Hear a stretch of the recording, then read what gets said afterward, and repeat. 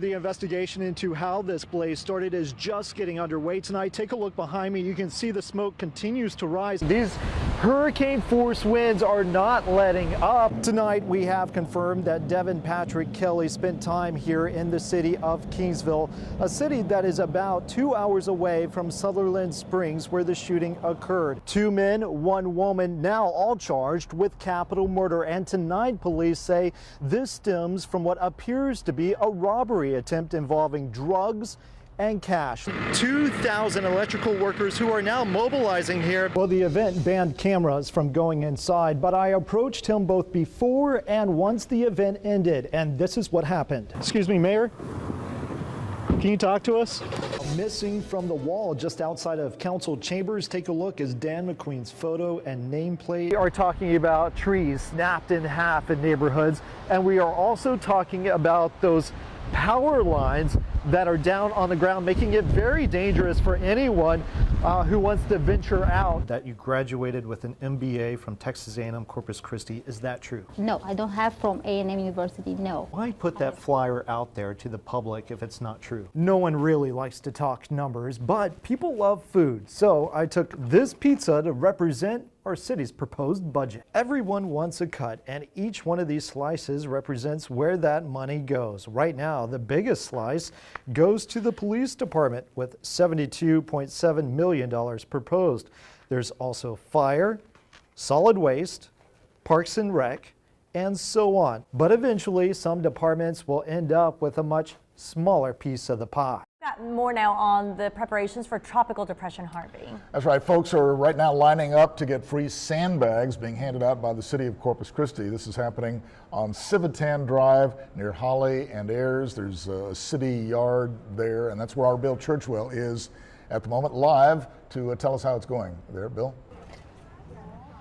Hey guys, yeah, I have to tell you that I'm standing at what was that large pile of sand, that free sand that was being given away in less than an hour.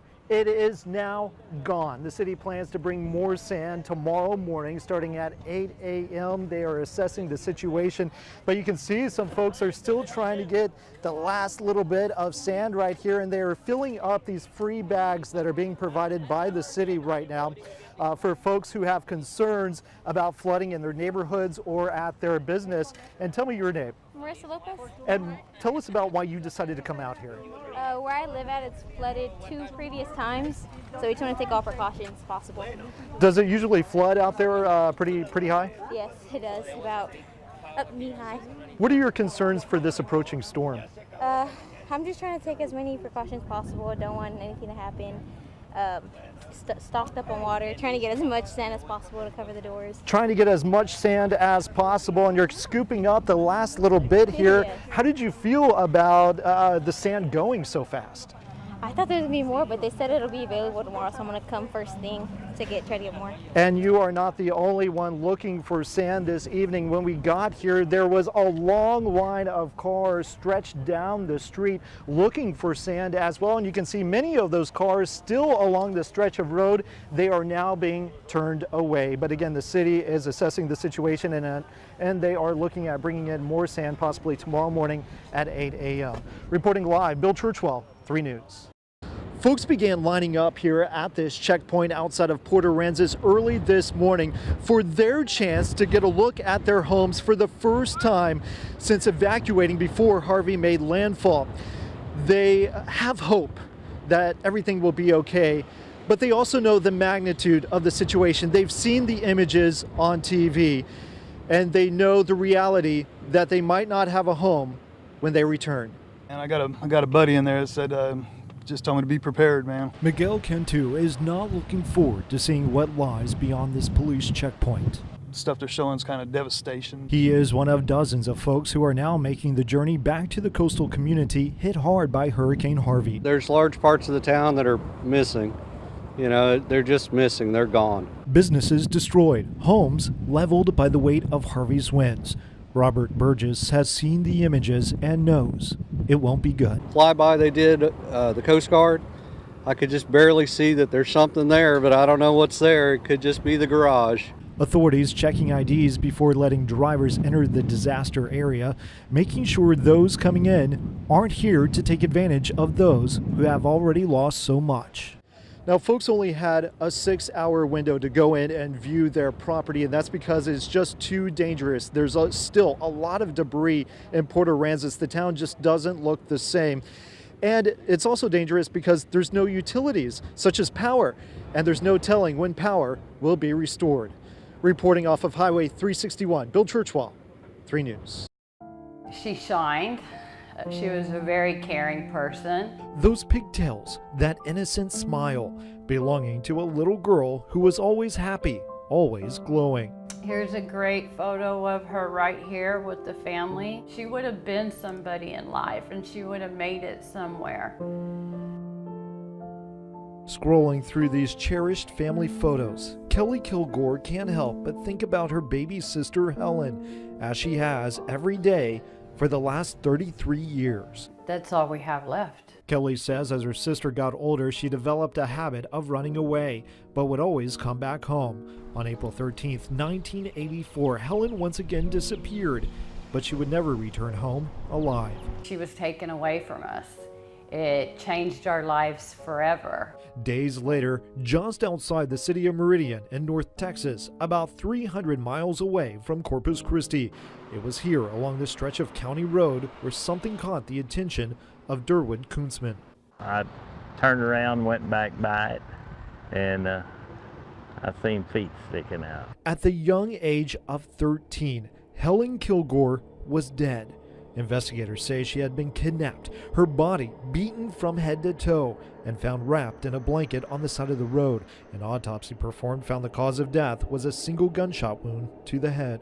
Due to it being a child, that was one of the most important things. Clint Pullen is with the Bosque County Sheriff's Office. He's seen in this 2011 interview during a dedication of a special plaque at the site where Helen was found. Pullen came across Helen's cold case and reopened it. I spoke with him by phone. Do you believe this is a case that can be solved? I don't know. I believe at some point in time that we will find out who did this, but it's just a matter of time. But it's something that has proven to be difficult. The reason? A lack of evidence. Not always do we have the same evidence here that we did in 1984. When you have an investigation like this and it's an old cold case, you need help. Kelly has now turned to local private investigator Bill Schaefer. There's plenty more unsolved murders around here, but Helen is the one that crossed our plate, and we're going to try and do the best we can. Schaefer has been working for over a year to try and bring the family some kind of closure. At the time, there were 4 key suspects in the investigation that I have picked up on since I took over the case. One of these 4 suspects has since died in Canada back in 1993. I visited with one of the other suspects in Tampa, Florida. He says since looking at these 4 core suspects, there have been others he has uncovered with the help of social media. But 33 years has come up now.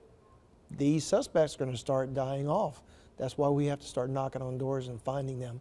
Relying on testimony and in hopes of getting a proper confession. I firmly believe that whoever did this, if he or she is still alive, and I say she, I hope they don't want to go to their grave knowing what they did back then. Our forever sweet angel. Vowing to never give up to find her killer. I want to know, what could a 13-year-old have done to somebody that was so bad that they felt so threatened that they had to profusely beat her body and then take her life like that?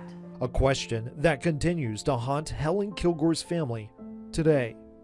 Bill Churchwell, 3 News. Happen to you or your kids from time to time forgetting to return a book to the library on time? Now, usually that means you have to pay a couple of days worth of late fees. Yeah, but can you imagine finding an old library book that is almost 5 decades past due? It happened to a former Cullen Middle School student, and recently he went back to the school to fess up and return the books. Our Bill Churchwell has the story. Well, these are the 2 books right here. One, a surfing book. The other, a book called Monster Festival. And if you take a look in the very back, you see that date, March 1st, 1973. So you can imagine the librarian's surprise when these books were brought back some 46 years later. A cleaning house the other day, and yeah, it's been 46 years since I checked these books out from here. Back then it was Cullen Junior High. Overdue is an understatement. David Harvey looks a lot different back in 1973 when he checked out the two books and simply forgot to take them back. Harvey, now a dad himself, had no idea he still had them until recently finding the books among his possessions. Actually, I read them to my son the night before I came up here, and he loves them. He says, "Dad, please don't take them back." Despite that plea from his son, Harvey knew he needed to do the right thing and return them. All those years later, he walked into the library here at Cullen Middle School with those books in hand. The school's librarian couldn't believe it. I mean, I try to get my students here on campus to return the books that are just, 2 weeks late, but to have someone come back this long and someone actually hold on to the books that long and then to come back and give back to the school was just amazing. At 10 cents per day times 2 books, Mr. Harvey's late fee added up to $3,358. But the librarian decided to work with Mr. Harvey, so he escaped detention. And with a donation of $200, he was able to keep both books. Reporting from Cullen Middle School, Bill Churchwell, 3 News.